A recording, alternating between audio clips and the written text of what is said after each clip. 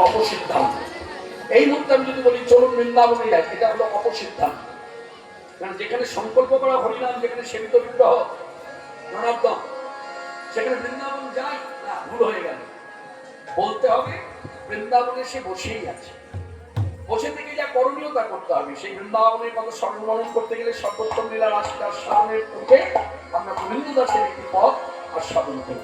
শ্রী রাধা রমন রমণী মন মোহন,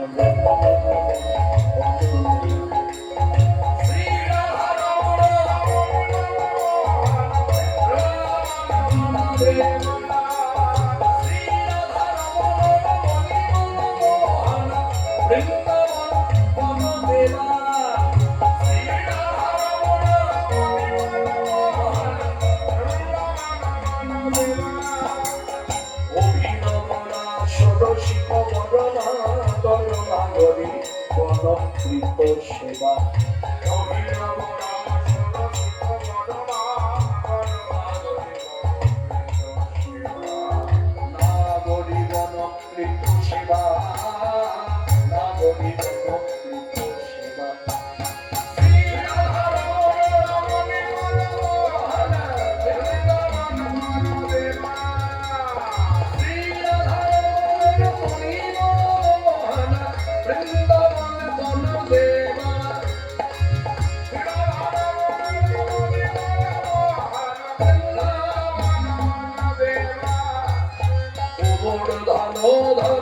ধরণী সুধাকর মুখরি মোহন বংশ,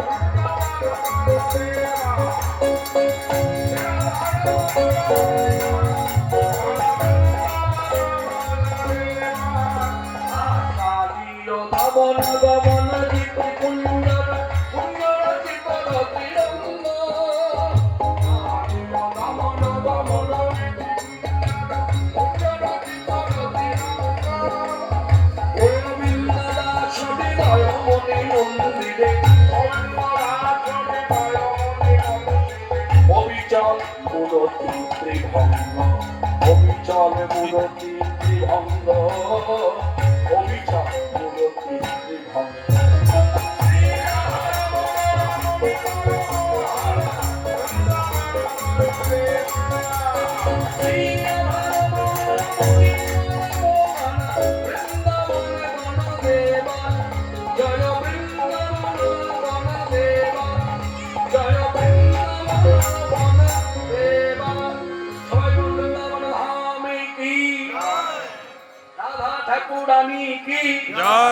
অনুগত দাস দাসী কি জয়, পরমেশ্বর ভগবান শ্রীকৃষ্ণচন্দ্র কি জয়।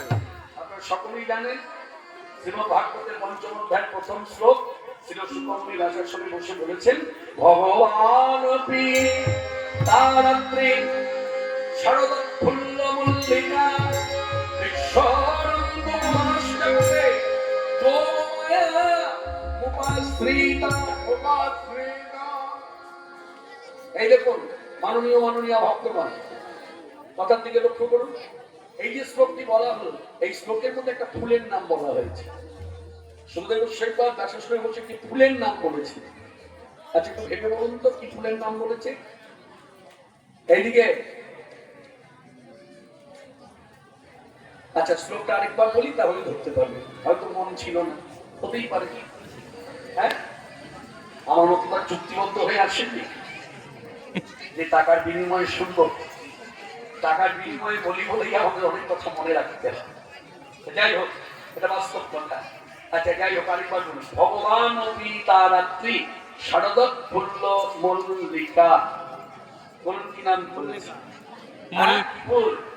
মল্লিকা। সবাই একই কথা বলছেন তো? মল্লিকা তো হ্যাঁ ঠিক বলেছে, মল্লিকা ফুলের নাম বলেছে। আচ্ছা মল্লিকা ফুলের নাম যখন বললো তখনই তো বোঝা গেল যে বিরাট একটা অঘটন ঘটলো শারদীয়া পুষ্করণে। বিরাট অঘটন কথাটা বলা হচ্ছে কেন? আমরা সকলেই জানি মানি শারদীয়া পূজার সময় যদি একটু খোঁজ নেওয়া যায় ফুল চাষিদের কাছে, যারা ফুল চাষ করে তাদের কাছে খোঁজ নেওয়া গেলে জানা যায়, খোঁজ নিলে জানা যায় যে ওই সময় মল্লিকা ফুল ফোটে না। তাহলে লীলায় কি বলেছে? মল্লিকা ফুল ফুটেছে, তার মানে বিরাট অঘটন। তাহলে এই লীলায় যে অঘটনটি ঘটলো এখানে বুঝে নিতে হবে, বিন্দু ধরি সিন্ধু সন্ধ্যা, এখানে বুঝে নিতে হবে, উপলব্ধি করতে হবে এই লীলা কোনো সাধারণ স্তরের লীলা নয়। এই লীলা খুব উচ্চ স্তরের লীলা, খুব ভজনীয় লীলা। এখন দেখুন আমার অনুভব যেমন আমার উপস্থাপনা তেমন হবে, তাই না? আমি যদি আপনাদের গ্রাম নিয়ে একটা অনুভব করে থাকি ভেতরে ভেতরে, আমার গ্রামে দাঁড়িয়ে কথা বলা চলা সেইরকমই হবে। আমার অনুভবের উপরে কিন্তু দাঁড়িয়ে আছে আমার উপস্থাপনা। ঠিক তদ্রুপ এই ভগবানের যে সর্বোত্তম লীলা, এই লীলা অনুভব করতে হবে এবং উচ্চ স্তরের লীলা। এই লীলা কখনো মানুষের সম্ভবে না। আমরা করি মাত্র, কিন্তু এই লীলা মানুষের সম্ভব। এই লীলা একমাত্র ভগবানের শোভা পায়। তারপরে এইরকম অঘটন ঘটে, মল্লিকা ফুল ফুটে উঠলো শারদীয়া পূর্ণিমার জমিতে। তারপর যোগমায়া শক্তিকে আশ্রয় করে লীলা আরম্ভ। যোগমায়া হলো স্বয়ং কালী, আমাদের বাঙালি ভক্তদের কাছে যিনি কালী, যিনি চণ্ডী, যিনি দুর্গা, তিনি বৃন্দাবনে ব্রজবাসীদের কাছে, গোয়ালমেয়েদের কাছে অষ্টভুজা যোগমায়া। মায়ের কথা যখন বলেছি, মায়ের একটি গান গায় এইদিকে, মা কাত্যায়নী স্বয়ং কালী। এই কালো পায়ের তলা দেখে যা আলোর নাচন, কালো পায়ের তলা দেখে যা আলোর রূপ দেখে দেয় ভূত পেতেছি, রূপ দেখে দেয় ভূত পেতেছি, যার হাতে মরণ বাঁচন দেখে যা আলোর নাচন, কালো পায়ের তলা দেখে যা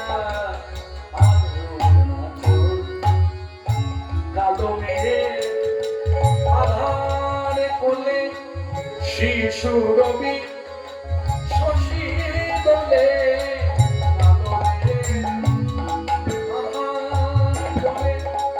শিশু রবি শশী দোলে, ওখানে রূপের ঝলক, মায়ের ওখানে রূপের ঝলক, স্নিগ্ধ বিরাট ভবন দেখে যা আলোর নাচন, কালো পায়ের তলা দেখে যা রূপ দেখে দেয় ভূত পেতেছি, রূপ দেখে দেয় ভূত পেতেছি, যার হাতে মরণ বাঁচন দেখে যা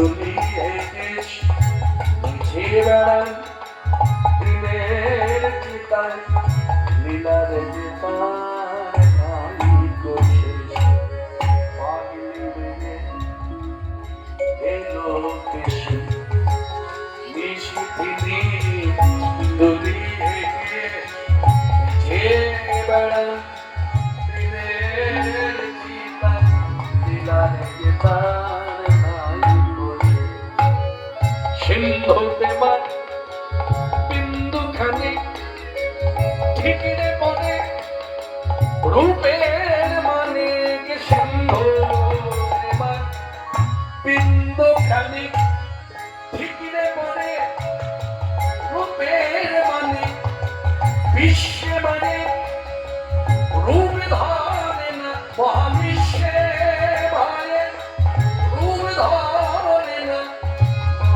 আমার তাই দিকে বসো দেখে যা আলো নাচন কালো পায়ের তলা দেখে যা আলো নাচন রূপ দেখে দেয় ভোগ পেতেছি রূপ দেখে দেয় ভোগ পেতেছি যারাতে মরণ বচন দেখে যা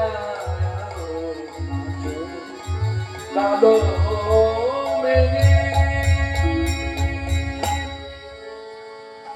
এই দেখুন কালী পূজা করতে গেলে অনেকগুলো মন্ত্র বলতে, দুর্গা পূজা করতে গেলে অনেকগুলো মন্ত্র বলতে হয়। আর কৃষ্ণমূর্তি দীক্ষিত ব্যক্তি যখনই কালী পূজায় বসে কৃষ্ণ সেবার আগে তখন একটা মন্ত্র বলে, সেই মন্ত্রটি কি সকলেরই জানে। বিশেষ করে কার্তিক মাসে নিয়ম সেবা যারা করে কাত্যায়ন ব্রত করে তারা সকলেই জানে।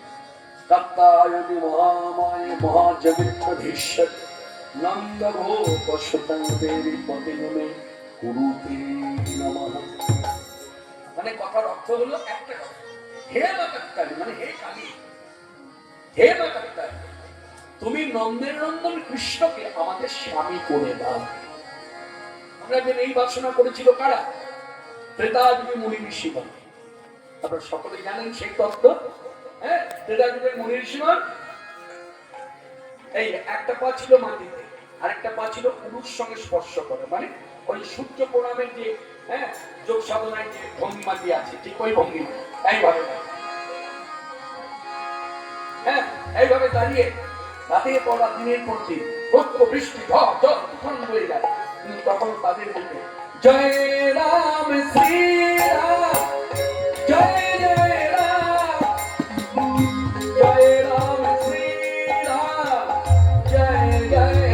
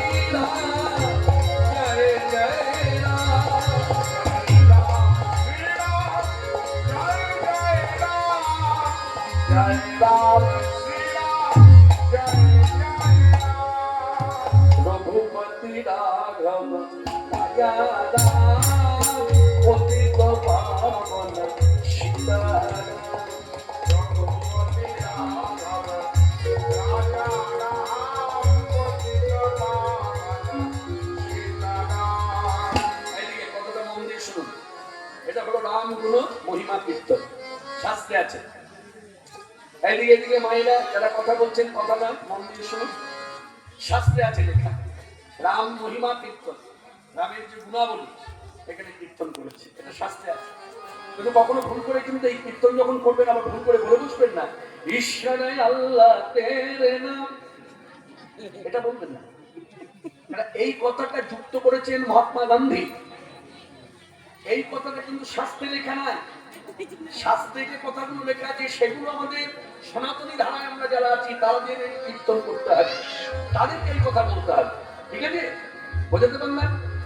কখন আবার এর সঙ্গে যুক্ত করে দেবেন। আপনি রাম মহিমা যদি কীর্তন করে থাকেন তাহলে আপনাকে স্বাস্থ্যসম্মত ভাবে বলতে হবে রঘুপতি রাঘব রাজা রাম পতিত পাবন সীতারাম। রঘুপতি রাঘব রাজা রাম পতিত পাবন সীতারাম। সীতারাম সীতারাম পতিত পাবন সীতারাম। সীতারাম সীতারাম পতিত পাবন সীতারাম। এদের কি বলছে? দশরথ নন্দন তুমি রাজা পতিত পাবন সীতারাম। দশরথ নন্দন তুমি রাজা পতিত পাবন সীতারাম। দীন দয়াল প্রভু রাজারাম ভক্ত বৎসল্য রাজারাম।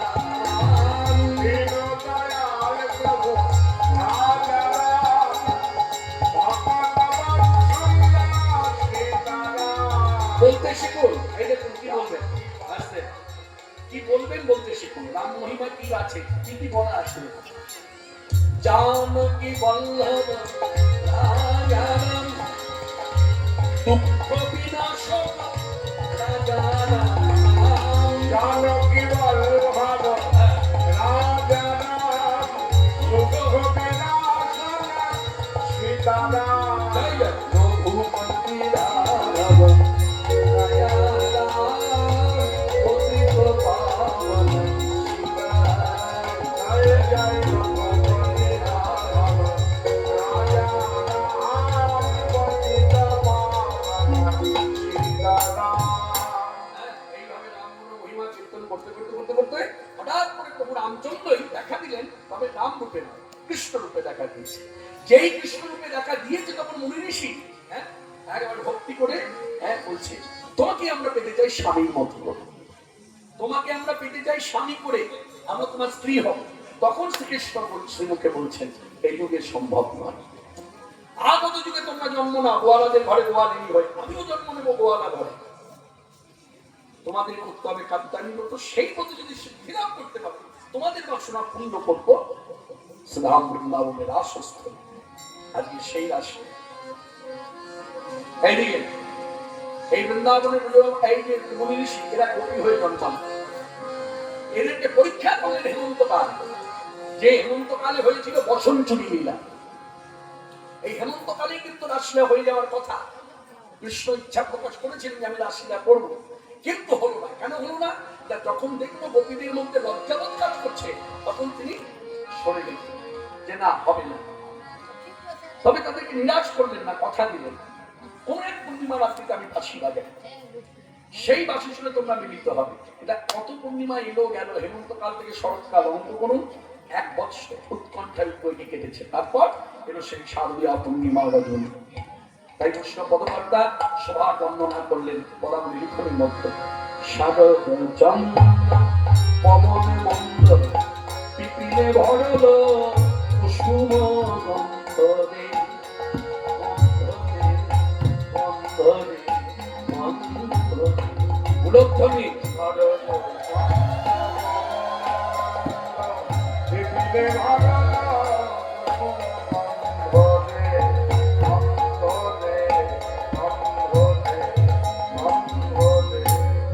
মলয় পবন বহে ধীরে ধীরে, মলয় পবন বহে আমার কৃষ্ণ রঙ্গ ধীরে ধীরে, পবন বহে ধীরে ধীরে, কৃষ্ণ রঙ্গ ধীরে ধীরে, পবনে নিজ সেবার সময় হবে কৃষ্ণ রঙ্গ ধীরে ধীরে, নিজ সেবা সময়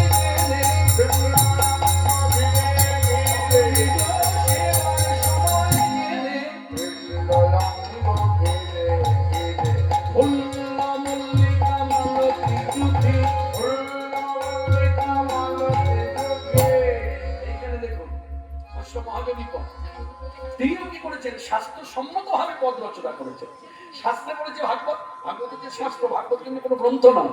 এই জ্ঞান উঠছে, জ্ঞান উঠছে, জ্ঞান উঠছে, মানে বুঝতে পারছেন না কতটা? এই দেখো কি নাম জানো? মধুসূদন দত্ত। মধুসূদন দত্ত মাঝে মধ্যে চুমু দিচ্ছে, এইবার বুঝেছে। জ্ঞান উঠছে বোঝেনি, যখন বলছি চুমু দিচ্ছে তখন বুঝেছে। যাই হোক, খেয়াল রাখো। দত্ত আমার সঙ্গে দেখা করেছে, তাহলে আমি এবার আছি। আমি মনে হচ্ছে ভালো, খুব ভালো। সকালবেলায় খুব জ্বালিয়েছি। মনে রাখবেন, গতকাল আমার কীর্তন ছিল পুষ্করার। পুষ্করার কাছে ভালকি গ্রাম আছে না, ভালকি গ্রামে কীর্তন ছিল। ভালকি এক রাত্রি কীর্তন ছিল, একদিনের জন্য এসেছিলাম। তো যাই হোক, কীর্তন হলো, কীর্তন সমাপ্তি যখন হলো তখন বাজিয়ে প্রায় 1:30। কীর্তন সমাপ্তি করে খাওয়া দাওয়া সারলাম, সেরে ভাবলাম চলে যাই বাতি খাই। ওমা, যেই ফোন করেছি বলছে আসবি না, দল রয়ে গেছে, কোন ঘরে রাখবো? চায়ের দোকানে থাকবো, চা খাবো, সময় নষ্ট করবো, তারপর ঢুকবো।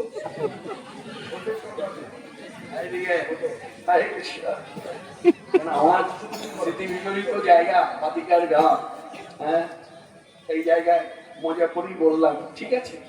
তারপর দিলাম যখন, তখন 6:10, অনেকক্ষণ রাস্তায় ছিলাম। বোলপুরের কাছে গাড়ি থামালাম। হ্যাঁ, সত্যি চা খেয়েছি, সময় নষ্ট করেছি। তখন লোকজন তো সকালবেলায় প্রভাতী হাঁটা চলা করে, অনেকের সঙ্গে দেখা হয়ে গেল। যারা জিজ্ঞাসা করলেন কোথায় যাচ্ছেন, আমরা বাতিকার গ্রাম। আচ্ছা আচ্ছা আচ্ছা, ওই গ্রামে তো প্রতি বছরই আপনি থাকেন? হ্যাঁ। এসব কথাবার্তা বলতে বলতে 6:10 এলাম, তখনও দেখলাম দল বসে আছে। কি করবো, আরো কিছুক্ষণ বাইকে কাটালাম, তারপর ঘর পেলাম। তো যাই হোক, এবারে বাড়ি খুব সুন্দর বাড়ি দেওয়া হয়েছে, ঠান্ডা আবহাওয়া, দোতলার নিচে, খুব সুন্দর, জল ফল সব দিক থেকে সুন্দর। গত বছর তার আগের বছর যেখানে রাখা হয়েছিল তার থেকেও সুন্দর ব্যবস্থা, এবং খাওয়া দাওয়া খুব ভালো হয়েছে। এবার পরমান্ন দিয়েছে, পায়েস। বল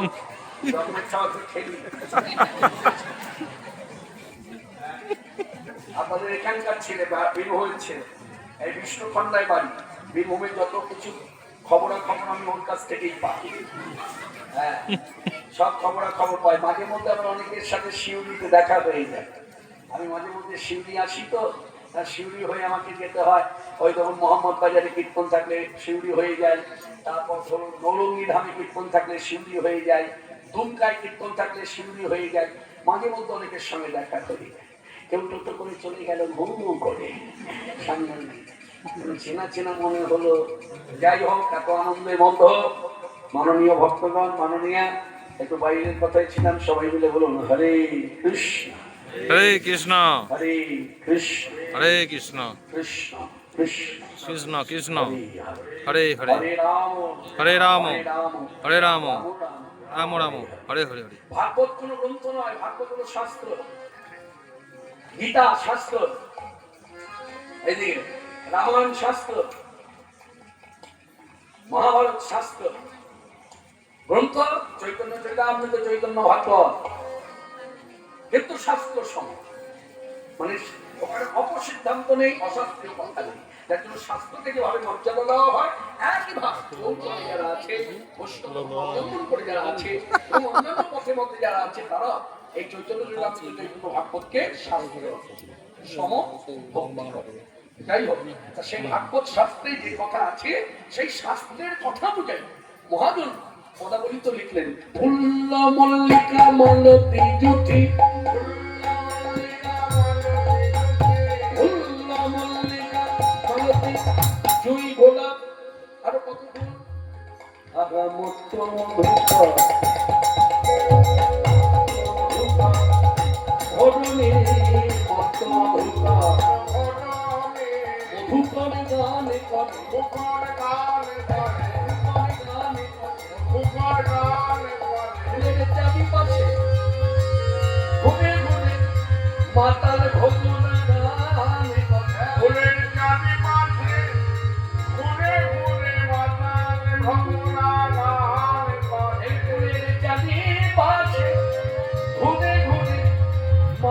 ভোলা গান করে মত্ত মধুবা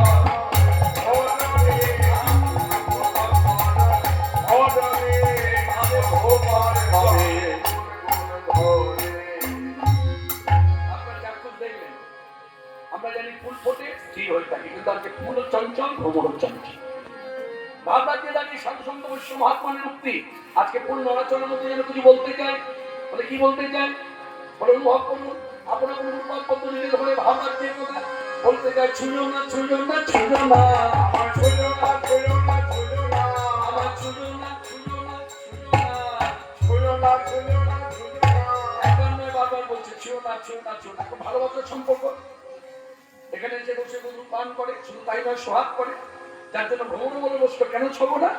সঙ্গে সঙ্গে ফুল তার প্রতি উত্তরে বললেন, তোমারে লাগি ফুটি নাই কৃষ্ণ সেবারে লাগি ফুটি আছে।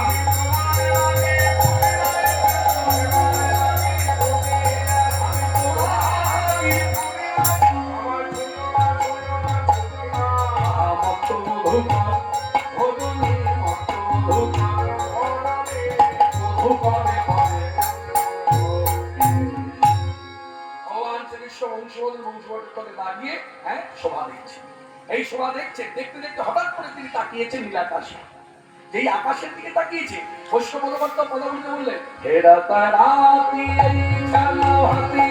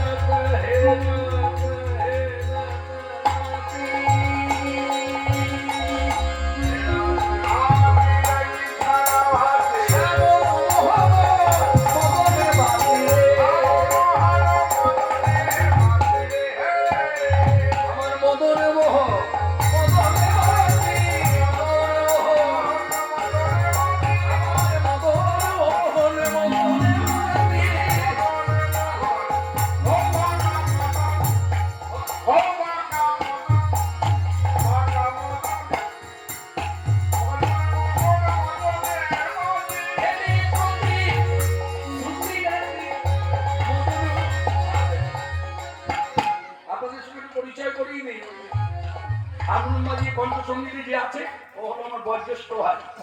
আপনারা আমার দুই ভাইকে দেখেছেন, পরপর এখানে বহুবার এসেছে। আমি আমার মেজ ভাই। আপনারা জানতেন না যে আমার বড় ভাইয়ের মধ্যে গুণ আছে, অধিক গুণের অধিকার। এই যে আমার কীর্তনে অনেক গানের মধ্যে দেখবেন অনেক সুর আছে, হরি দেওয়ার সুর, খুব সুরজ্ঞ তারজ্ঞ এবং হারমোনিয়াম সংবাদ খুব সুন্দর। যতটুকু যেখানে দরকার সে ততটুকু, অতিরিক্ত কিছু বাজায় না। আর সেইভাবে কণ্ঠস্বরটা ধরে রেখেছে। বয়স হয়েছে আমার থেকে 5-6 বছরের পর, এখনো কণ্ঠটা ধরে রেখেছে। এই হলো আমার বয়োজ্যেষ্ঠ ভাই, আর এই হলো মেজো ভাই, আর এরা হলো আমার সুন্দর ভাই। কিরে তাই না? ওরা আমায় খুব ভালোবাসে, অনেক বছর হয়ে গেল আমার সঙ্গে আছে। কি সুন্দর ভাবে দেখুন, আমি বললাম মদন মোহন মদনে মাতি, আর ওই জায়গাটা একটা সুন্দর ভাবে কথা বলে বলে ধাক্কা দিয়ে দিয়ে বলছে, মাতা মদন মোহন, মাতা মদন মোহন,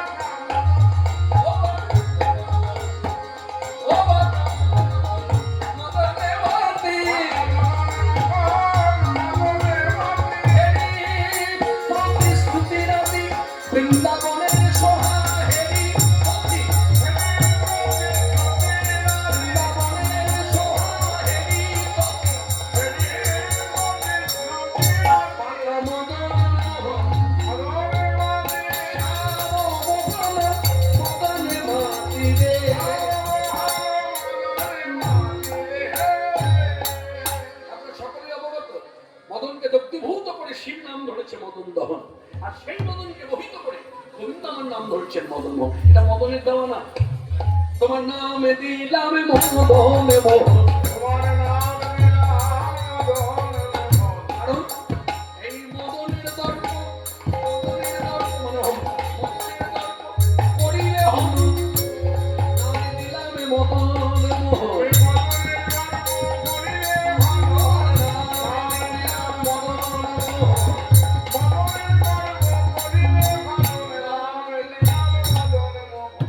আচ্ছা, আকরে তো আমরা এগুলো পেলাম। কিন্তু আসল কথা কি, একই শত্রুর বিরুদ্ধে দুই বীর লড়াই করলেন, দুজনই শিববীর, কৃষ্ণবীর। এখন দুই বীর যে শত্রুর বিরুদ্ধে লড়াই করলো, শত্রুর নাম মদন দেব, যে অহংকারে ভোগ আর পরিপূর্ণ। আমি কাকে না পরাস্ত করেছি? অনন্ত পরিব্রহ্মাণ্ডে যত দেব দেবী আছে সবাই আমার কাছে পরাস্ত।